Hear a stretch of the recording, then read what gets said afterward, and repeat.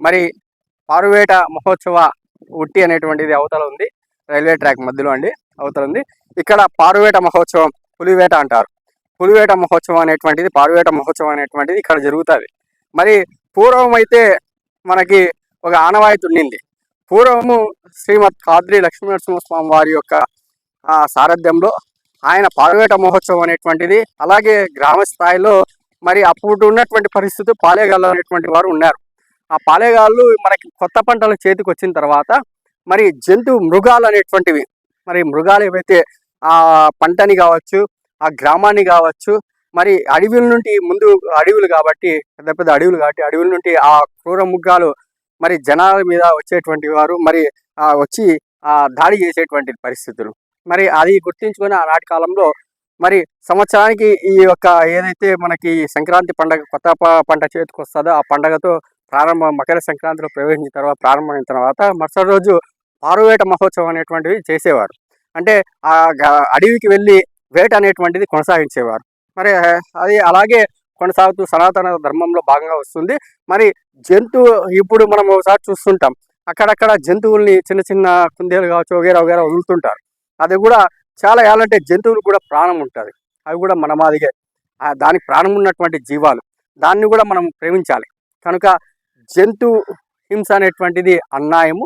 మరి మేము మా ఛానల్ ద్వారా కూడా మేము చెప్తున్నాం, ఇక్కడికి వచ్చేటువంటి వారు పారువేట మహోత్సవం అనేటువంటిది చూసి ఆనందించాలి, ఒక ధర్మంలో భాగంగా చూడాలి.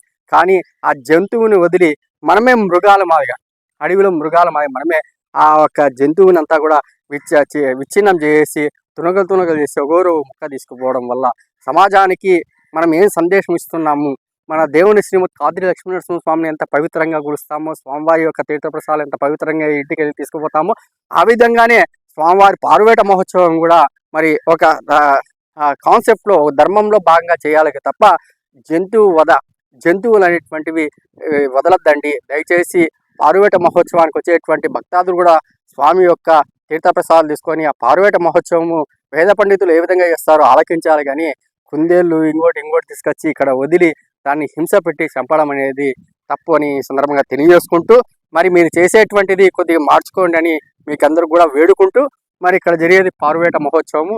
ఇక్కడ వేలాది మంది భక్తాదులంతా కూడా వీక్షిస్తుంటారండి.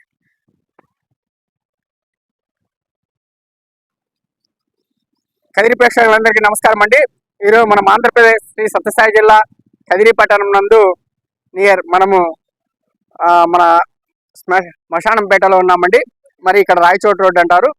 మరి ఇక్కడంతా కూడా ఇటువైపు అటువైపు మనకి ముఖ్యంగా మరి మకర సంక్రాంతి శుభాకాంక్షలు.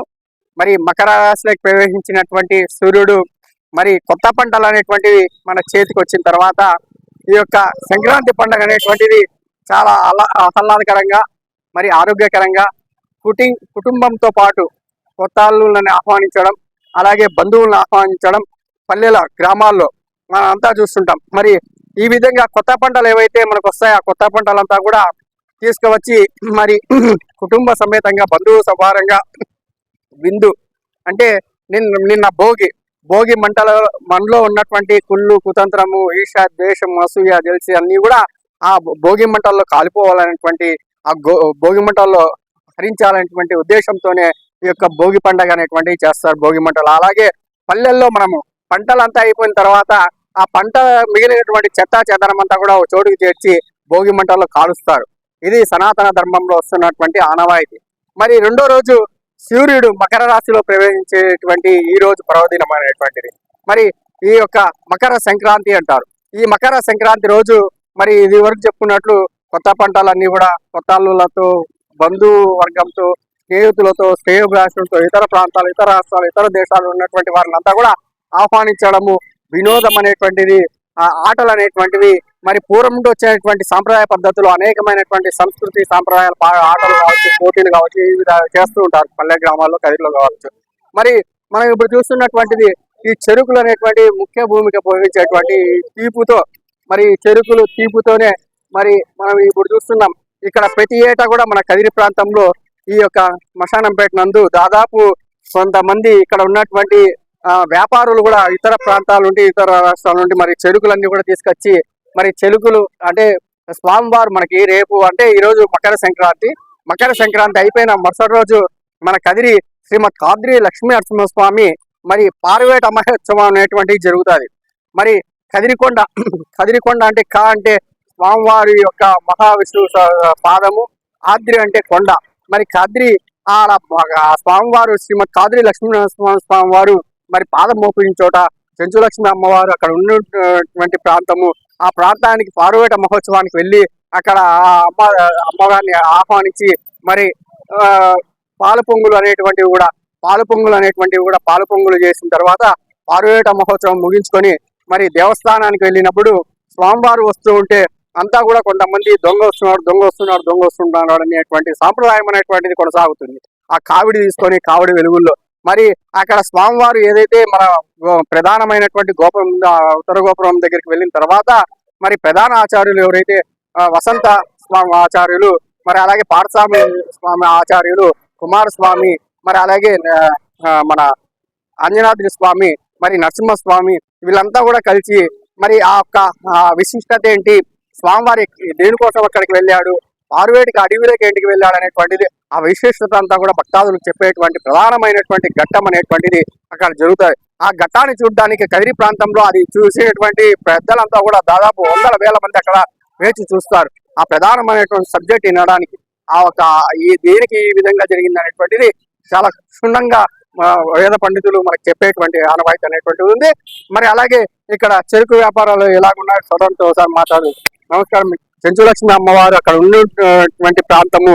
ఆ ప్రాంతానికి పార్వేట మహోత్సవానికి వెళ్ళి అక్కడ అమ్మవారిని ఆహ్వానించి మరి పాలు పొంగులు అనేటువంటివి కూడా పాలు పొంగులు చేసిన తర్వాత పార్వేట మహోత్సవం ముగించుకొని మరి దేవస్థానానికి వెళ్ళినప్పుడు స్వామివారు వస్తూ ఉంటే అంతా కూడా కొంతమంది దొంగ వస్తున్నాడు అనేటువంటి సాంప్రదాయం అనేటువంటిది కొనసాగుతుంది. ఆ కావిడి తీసుకొని కావిడి వెలుగుల్లో మరి అక్కడ స్వామివారు ఏదైతే మన ప్రధానమైనటువంటి గోపురం ఉత్తర గోపురం దగ్గరికి వెళ్ళిన తర్వాత మరి ప్రధాన ఆచార్యులు ఎవరైతే వసంత స్వామి ఆచార్యులు, మరి అలాగే పార్థస్వామి స్వామి ఆచార్యులు, కుమారస్వామి, మరి అలాగే మన అంజనాద్రి స్వామి, మరి నరసింహస్వామి, వీళ్ళంతా కూడా కలిసి మరి ఆ యొక్క విశిష్టత ఏంటి, స్వామివారి దేనికోసం అక్కడికి వెళ్ళాడు, పార్వేటికి అడవిలోకి ఇంటికి వెళ్ళాడు అనేటువంటిది ఆ విశిష్టత అంతా కూడా భక్తాదులకు చెప్పేటువంటి ప్రధానమైనటువంటి ఘట్టం అనేటువంటిది అక్కడ జరుగుతుంది. ఆ ఘట్టాన్ని చూడడానికి కదిరి ప్రాంతంలో అది చూసేటువంటి పెద్దలంతా కూడా దాదాపు 100,000 మంది అక్కడ వేచి చూస్తారు. ఆ ప్రధానమైనటువంటి సబ్జెక్ట్ వినడానికి దేనికి ఈ విధంగా జరిగింది అనేటువంటిది చాలా క్షుణ్ణంగా వేద పండితులు మనకు చెప్పేటువంటి ఆనవాయితీ అనేటువంటిది ఉంది. మరి అలాగే ఇక్కడ చెరుకు వ్యాపారాలు ఎలాగున్నాయో చూడడంతో ఒకసారి మాట్లాడు. నమస్కారం. మీ పేరు ఏం పేరు? నా పేరు రమణ. మరి ప్రతి ఏటా మీరు చెరుకులు అమ్ముతుంటారా? ప్రతి సంవత్సరం అమ్ముతుంటాము, కానీ రేట్లు మాత్రం చాలా అభిమానం అయిపోయినాయి. ముందు మాత్రం రేట్లు లేవు, ఇప్పుడు చాలా తక్కువ. అంటే దేనికి పంట ఎక్కువ వచ్చిందా లేకపోతే దేని వల్ల? పంటలు ఎక్కువ వచ్చినాయి. రెండోది వచ్చేసి చెరుకు కూడా రేట్ ఎక్కువ అయిపోయింది. అమ్మే కూడా చాలా ఇబ్బందిగా ఉంది. అమ్మేదానికి కూడా అవకాశం లేదనిపిస్తుంది నాకైతే. మరి అయినా కూడా మీరు ముందు అమ్ముతున్నారు కదా, మరి ఏ విధంగా? ముందు ఒక రేటు ఉండేది, ఇప్పుడు ఒక రేటు. ముందు రేటు వేరు, ఇప్పుడు చాలా దారుణంగా ఉన్నాయి. అంటే ఇప్పుడు గడి ఎంత పడుతుంది? గడి వచ్చేసి మనకు వచ్చేసి 35 రూపాయలు పట్టిన, మనం అమ్మేది వచ్చేసి 40 రూపాయలు అమ్ముతున్నాం. తీసుకుంటున్నారా? తీసుకునే తీసుకుంటారు, తీసుకోవాలి తీసుకోలేరు. వ్యాపారం మందగించింది, రేట్లు ఎక్కువ ఉండడం వల్ల చాలా ఇదిగా ఉంది. ఒకదాని దొరుకుతుంది చెరుకు, ఒకదాని దొరకడం లేదు. ఒకదాని రేటు కూడా ఎక్కువ ఉంది. బెంగళూరు నుండి తెల్ల చెరుకు ఇది వచ్చేసి ఇక్కడ మన ప్రాంతంలోనే ఇక్కడ దున్నుకోట తెస్తారు. అది ఇది వచ్చేసి బెంగళూరు, మొత్తం బెంగళూరే. ఇది వచ్చేసి 30 రూపాయల గిడి, అది వచ్చేసి 40 రూపాయలు అమ్ముతున్నారు. దానికి దీనికి డిఫరెన్స్ ఏమంటే ఇది కొంచెం క్వాలిటీ ఉండేది వచ్చేసి తీపి ఎక్కువ ఉంటుంది, టేస్ట్ ఉంటుంది. అది వచ్చేసి కొంచెం నేచురల్ గా ఉంటుంది. అని ఏమంటే దానికి దీనికి ఒక డిఫరెన్స్. ఓకే రమణ, చాలా సంతోషం. మరి రమణ గారు సోదరుడు చెప్పినట్లు వ్యాపారం కూడా పాపం రేట్లు కూడా చాలా విపరీతంగా ఉన్నాయి. మరి మేము హోల్సేల్ ధర తీస్తుంది, రీటైల్ వ్యాపారం చేయాలంటే మరి వచ్చేటువంటి వాళ్ళు కూడా ఎక్కువ ధర అని చెప్తున్నారు. మరి వచ్చేటువంటి స్వామివారి భక్తాదులు కావచ్చు, కదిరి ప్రాంతానికి వచ్చేటువంటి వ్యక్తులు కావచ్చు, మరి ఎలా అంటే వీళ్ళు వ్యాపార సంవత్సరానికి ఒకసారి వ్యాపారం చేసుకునేటువంటి వాళ్ళు తగు ధరలోనే నాణ్యమైనటువంటి చెరుకులు తీసుకొని వెళ్ళాల్సిందిగా, మరి బార్గింగ్ అనేటువంటి చేయకుండా వేయాలంటే చాలా సుదీర్ఘ ప్రాంతం నుండి వాళ్ళు తీసుకొచ్చి అమ్ముతున్నారు కాబట్టి, మరి మన కదిరి వారే కాబట్టి వారికి మీకు అందుబాటు ధరలోనే తీసుకొని చెరుకు కూడా కొనవలసినటువంటి అవసరం ఉన్నది తెలియజేసుకుంటున్నా. అలాగే ఇక్కడ మనం చూస్తున్నా ఇటువైపు ఎక్కడ చూసినా కూడా మరి చెరుకుతో ఈ ప్రాంతం అంతా కూడా, అంటే మనకి ఉట్టి అనేటువంటిది మనం మశానంపేటలో ఉట్టి ప్రారంభం అవుతారు. స్వామివారు మరి అశ్వవాహనంపై స్వామివారు అక్కడికి వస్తారు.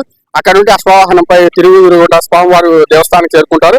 మరి ఆ ప్రాంతం సంబంధించినటువంటి ఆట నుండి మరి మనకి రైల్వే మోరీ, అలాగే తోత్తాద్రి అంటారు కదిరికొండ వరకు కూడా ఈ చెరుకులు అనేటువంటి వ్యాపారాలంతా కూడా చేస్తుంటారు. మరి ఇక్కడ మనం చూస్తున్నటువంటిది ప్రతి చోట కూడా చెరుకులతో సందడైనటువంటి కదిరి ప్రాంతము, స్వామివారు చేసేటువంటి ప్రాంతం అనేటువంటిది మనమంతా కూడా చూడొచ్చు.